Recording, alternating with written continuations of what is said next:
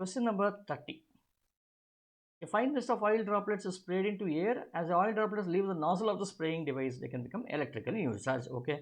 What is not a possible value for the charge on an oil droplet? So this is about a problem on quantization. What is quantization? Quantization tells you the charge on a droplet or charge which you can find in nature should be either an electronic value or it should be a multiple of the electronic value. Okay. So therefore, so it can either be electronic value or multiple. Multiple can be 0 also here. So this could be the right one. Okay. So this is possible. 1 into 10 power minus 19. Is it possible? See, 1.6 into 10 to the power of minus 19 is possible. Multiple of this would be 3.2 into 10 power minus 19. 2 times, right?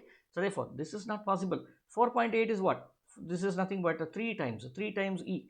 What is 8 into minus 9? 5 times E. So all these have been possible. This is impossible. So B is the right answer because it is asking about what is not a possible value of the charge on an oil droplet. Okay.